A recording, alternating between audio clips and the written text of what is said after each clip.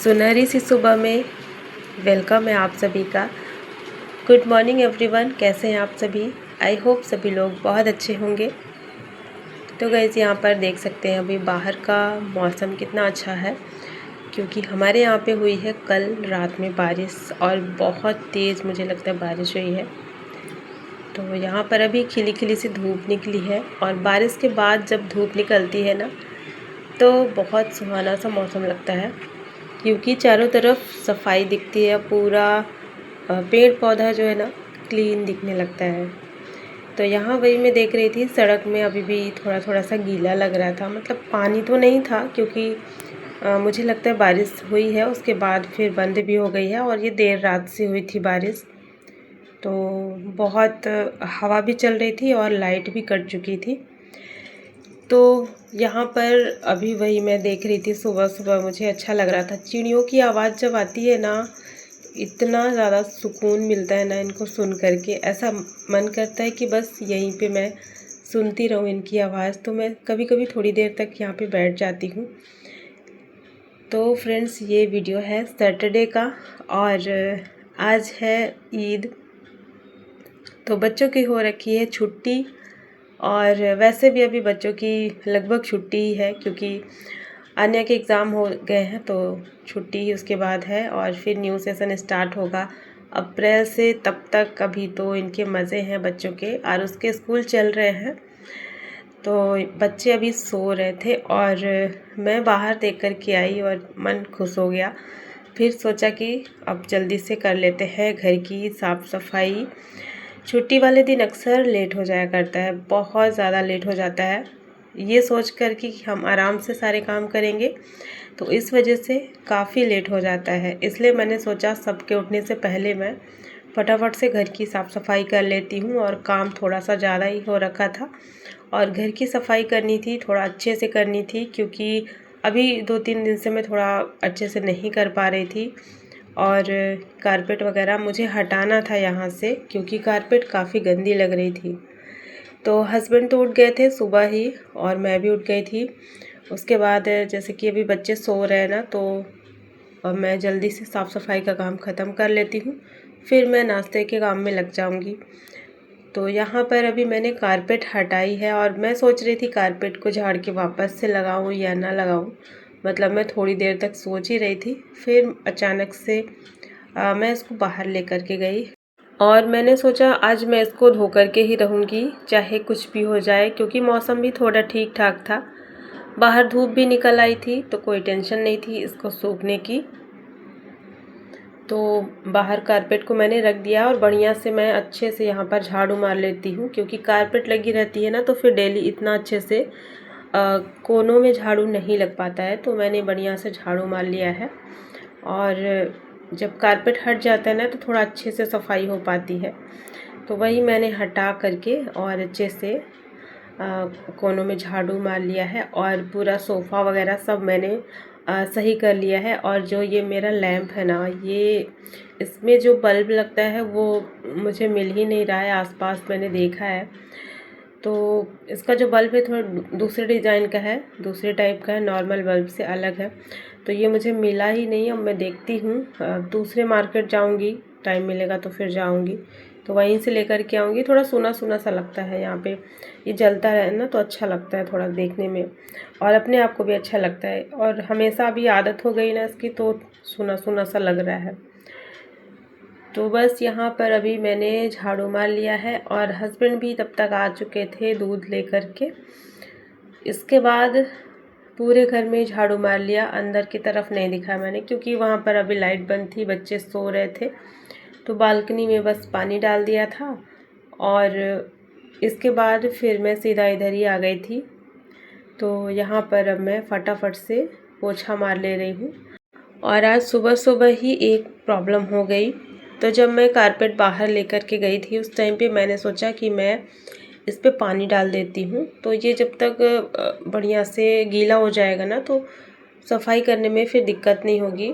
तो पानी डालने के लिए जैसे ही मैंने नल को खोला, तो मैंने देखा पानी बहुत कम आ रहा था। मतलब ऐसा पता चल रहा था कि अब टंकी खाली हो चुकी है, और आज पानी चला नहीं है हमारे यहाँ पे अभी तक।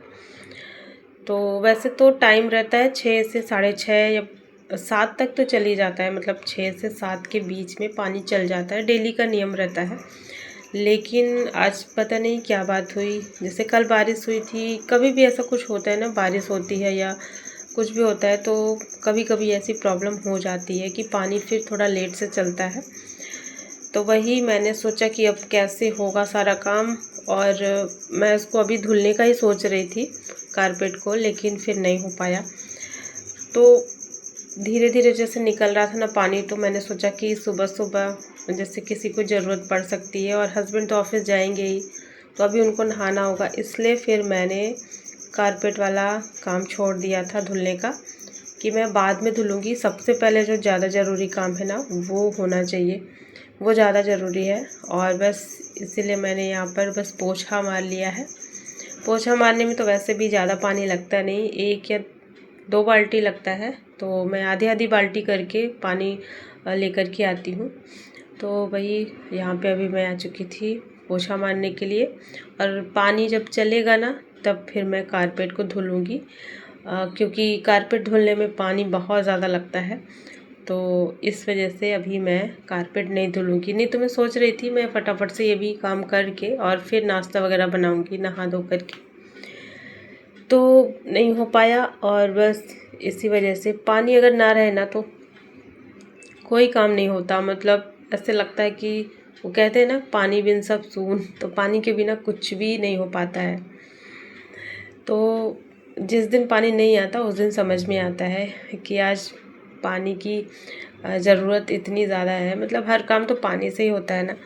और सुबह की साफ़ सफाई का जो भी काम रहता है तो पानी उस टाइम पे बहुत ज़्यादा लगता है, तो सुबह डेली चल जाता था, लेकिन आज नहीं चला, लेकिन थोड़ी देर के बाद फिर चल गया था, लगभग 10 बजे के बाद, 10 बजे के आसपास ही चला था। फिर बाद में मैंने सारा काम अपना किया, तो पोछा वगैरह लगाने के बाद फिर मैं आ चुकी थी किचन में।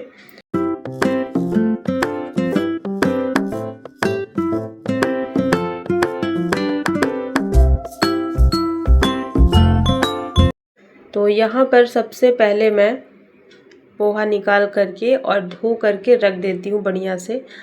तो पोहा जब पहले से धो करके रखते हैं ना तो बढ़िया सॉफ्ट बनते हैं, तो इसीलिए पोहा धुलने का काम मैं सबसे पहले कर लेती हूँ। यहाँ पर पोहा धो करके रख दिया मैंने छान करके, और अब आ जाते हैं बाहर। तो यहाँ पे मैं आई थी मीठी नीम लेने के लिए, और यहाँ पे देख सकते हैं कारपेट पूरा ऐसे ही फैला पड़ा हुआ है, यहाँ तक कि ये जो बालकनी है ना उसको भी मैंने नहीं धुला था, लेकिन जो दरवाज़ा होता है ना बालकनी का, वहाँ पे मैं एक बाल्टी पानी ज़रूर डाल देती हूँ। तो आदत है मेरी, क्योंकि थोड़ी बहुत डस्ट रहती है ना, तो अंदर आने का मुझे लगता है कि डस्ट आ जाएगी, तो इसलिए मैं वहाँ पे थोड़ा सा एक बाल्टी पानी ज़रूर डाल देती हूँ। बाकी साफ़ सफाई होगी बाद में जब पानी चलेगा। तो कारपेट अभी ऐसे ही पड़ी हुई है। चलिए अब यहाँ पर ले लेते हैं मीठी नीम के पत्ते। मीठी नीम में आजकल बहुत अच्छे पत्ते आ रखे हैं, और ये मीठी नीम का जो पौधा है ना ये काफ़ी साल पुराना है मेरा। मुझे लगता है कि 2020 में मैंने इसको लगाया था, और ये वैसे के वैसे ही है, और हर साल मैं इसको कट कर देती हूँ, इस वजह से बहुत ज़्यादा बड़ा नहीं है, लेकिन पत्ते बहुत अच्छे इसमें आते हैं। और मीठी नीम के जो पत्ते हैं वो हमारी सेहत के लिए बहुत अच्छे होते हैं। सुबह सुबह खाली पेट इसको अगर खाया जाए ना तो काफ़ी फ़ायदे मिलते हैं इससे। एक टाइम था जब मैं रेगुलर खाती थी, लेकिन अभी नहीं खाती हूँ। तो अभी मैं जब तोड़ करके ले आई हूँ ना अंदर, तो इसमें जितने मुलायम वाले पत्ते होते हैं ना बहुत ज़्यादा सॉफ्ट रहते हैं, उनको आप खाएंगे तो बहुत अच्छा रहेगा। जैसे जो लोग सुबह खाते हैं, तो वही मैं एक पत्ता अलग करके और फिर मैंने जो है इसको खा लिया था। बाकी तो मैं पोहे में डालूँगी, क्योंकि मीठी नीम के बिना पोहे का टेस्ट बिल्कुल अच्छा नहीं लगेगा। तो बस यहाँ पर सबसे पहले मूंगफली को फ्राई कर लिया है, और इसके बाद मूंगफली को निकाल करके यहाँ पर जीरा राई इसमें डाल देंगे। जब राई बढ़िया से चटक जाएगी तो हरी मिर्च ऐड करेंगे, और फिर इसमें आलू ऐड कर देंगे। और प्याज आज हमारे यहाँ पे ख़त्म हो रखी थी, तो प्याज के बिना ही आज पोहे बनेंगे, लेकिन फिर भी बहुत टेस्टी लगते हैं प्याज के बिना भी। मतलब कोई चीज़ अगर ना रहे तो भी मैं बना लेती हूँ। तो बस आलू इसमें ऐड कर दिया है।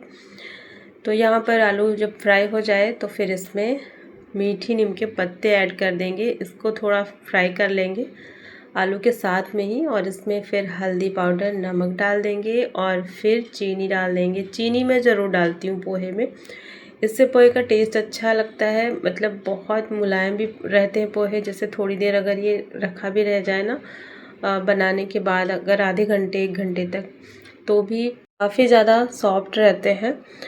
तो मेरे घर में बच्चों की आदत है, बच्चे लेट से नाश्ता करते हैं और जब पोहा मैं बनाती हूँ ना उसके थोड़ी देर बाद ही आते हैं। तब तक पोहा लगभग ठंडा हो जाता है और बच्चे थोड़ा थोड़ा करके आराम से थोड़ा थोड़ा करके ले करके खाएंगे टीवी देखते हुए।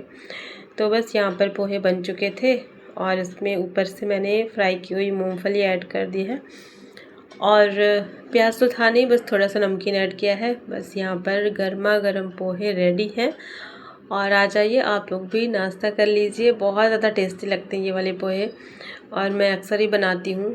तो बस यहाँ पर नाश्ता हो गया हमारा, चाय भी हो गई थी और थोड़ी देर में वेट कर रही थी। अभी ना लाइट कट गई थी और वही मैं इंतज़ार कर रही थी कि लाइट आ जाए, फिर थोड़ी देर के बाद लगेंगे अपने काम में।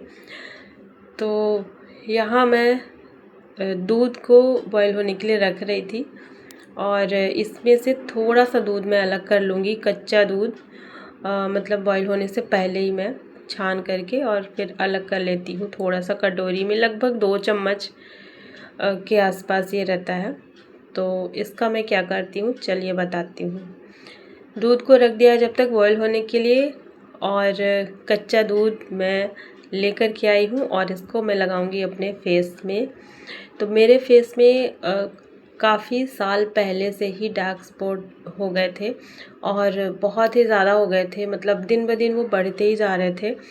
तो फिर मैं बहुत ज़्यादा परेशान हो गई थी कि मैं इनको कैसे ठीक करूं और मतलब कम होने का बिल्कुल नाम ही नहीं ले रहा था। तो मुझे फिर किसी ने बताया था कि कच्चा दूध लगाने से काफ़ी हद तक फ़ायदा मिलेगा।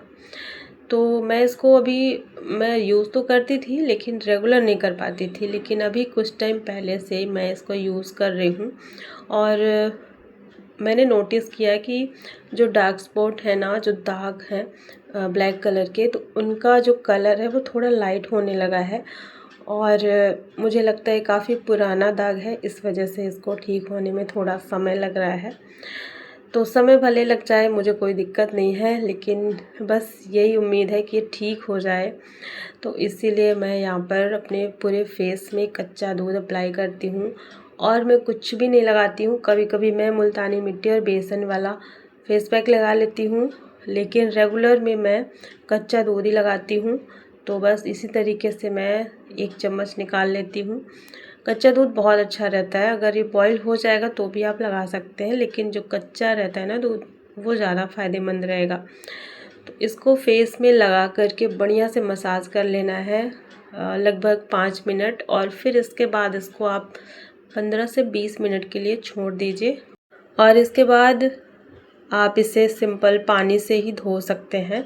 कुछ भी फेस में लगाने की ज़रूरत नहीं है, नॉर्मल पानी से इसको धुलना है और फिर आप देखेंगे कि आपकी स्किन कितनी बढ़िया चमकदार हो गई है। तो मैं इसको लगाती हूँ, आजकल यही लगा रही हूँ। तो 1-2 दिन लगाने से शायद कम फ़र्क नज़र आए, लेकिन जब आप इसको रेगुलर लगाओगे ना तो 1 हफ्ते में ही आपकी स्किन एकदम से चेंज हो जाएगी। तो बस यहाँ पर वही मैं दूध को बढ़िया से मैंने फेस पे मसाज कर लिया था और फिर मैं आ चुकी थी।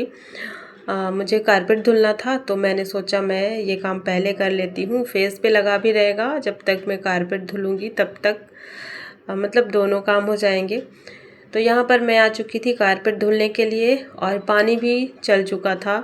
तो पता चल जाता है जब भी पानी चलता है नीचे, क्योंकि जो ओवर गिरता है ना तो वहाँ से पता चल जाता है।